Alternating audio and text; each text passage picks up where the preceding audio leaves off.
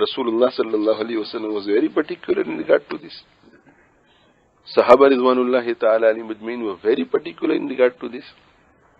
And all our pious predecessors, awliya, all the pious people of the ummah, they were very, very particular in regard to this matter. And sometimes we come across stories which are unbelievable. If these stories were not attributed to such pious people, we may not even have believed it. In the biography of Miya Sayyid Asghar Hussain Shah Sahib Rahmatullahi alayhi, it is written regarding him that when he used to leave the masjid, his house was on the outskirts of Deoband. So after performing salat, he would go to his home, and on the way there was a house which belonged to a prostitute. It was in a remote area. So one day, a student or a khadim, he accompanied Hazrat because it was quite late at night. And he said, Hazrat, I will accompany you, I will drop you home, I will go with you. So the student says that I noticed that when he reached near the house of the prostitute, he took off his shoes and he walked barefooted when he passed by the house of the prostitute. And when he passed by the house, he put on his shoes again. Prostitute. But she was a human, whether Muslim, whether non-Muslim, she was a human. She also had a heart. She would also feel the pain of inconvenience. So the student asked Hazrat, so much respect for a prostitute? The students in those days did not object. They wanted to know why, so that we can follow in their footsteps. There must be some reason. So Hazrat said, yes, it is beneficial for you, so I will let you know why. He said, she is not in her heydays now. So people don't come to her.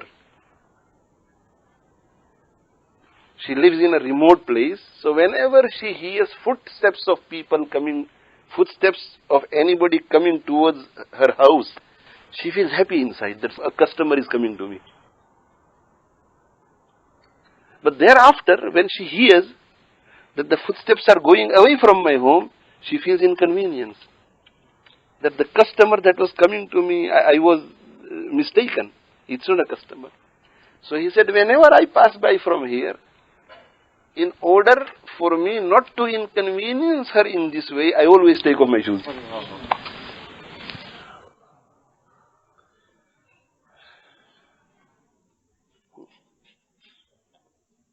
Hazrat Hatim Asam Rahimahullah Ta'ala, a great saint, very great saint.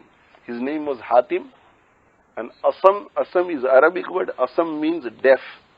So Hatim Asam, the deaf Hatim. Why was he called the deaf Hatim? Because he suddenly became deaf without any apparent cause. And he remained deaf for years. What is the incident? The incident is that a lady in hijab and niqab, she came to him where he was in his place. He had a few students around him. And she said, I want to ask a question. I have come to ask a question. Fatwa, masala.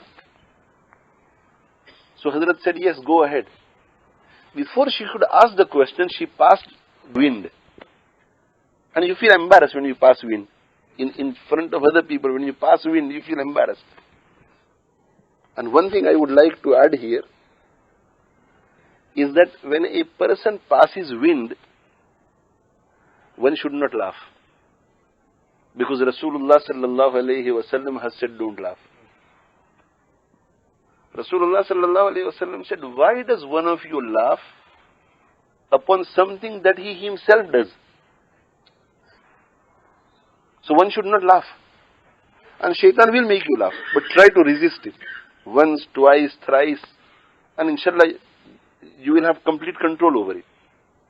And just remember that Rasulullah sallallahu alaihi wasallam said, no, you should not laugh.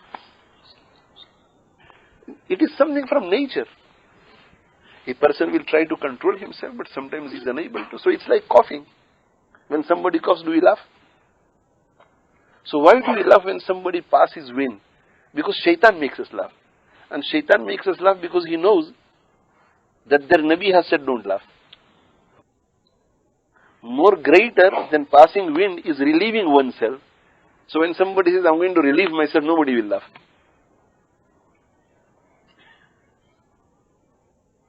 So she got embarrassed in front of everybody.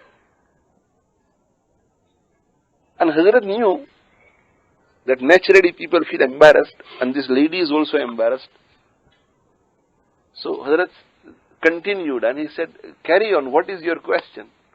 So she asked the question. When she asked the question, Hazrat Hatim Asam rahmatullahi alayhi said, come closer and speak loudly because I cannot hear.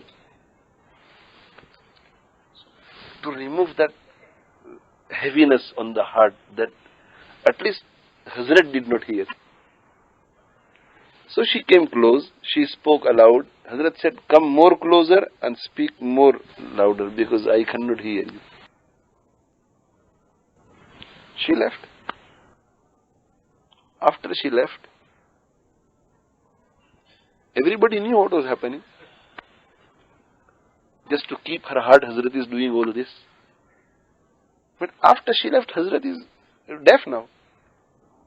Anybody who talks to him, he says, speak aloud, I can't hear you. Speak more louder.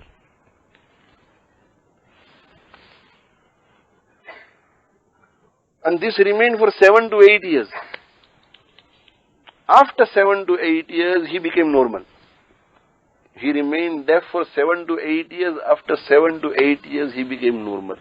Everything okay now. So sudden deafness and sudden cure. The students inquired as to what happened. So he said, I was not deaf. He said, I pretended to be deaf for that lady who had come. But when she left, I thought to myself that when she leaves from here, and she found out later on that I had pretended, she will still be inconvenienced. So I continued to remain deaf until today, because today I have found out that her janazah has been lifted.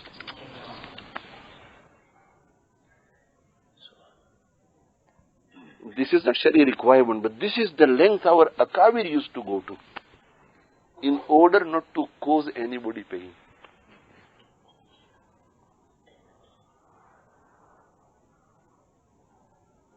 Sultan Mahmud Ghaznavi, rahimahullah ta'ala, once he was writing the Quran, he was a scribe as well, and in those days even the Amirul Mu'mineen and the Khalifatul Muslimin would do khidmat of the Quran, so he was writing the Quran. And in one place in the Quran, you find fihe twice, fihe.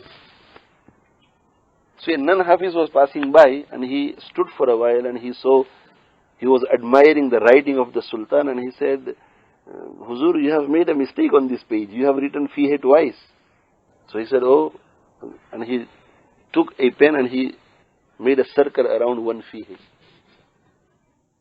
Sultan was a Hafiz of the Quran. He made one circle around one fihe. That person after a while left.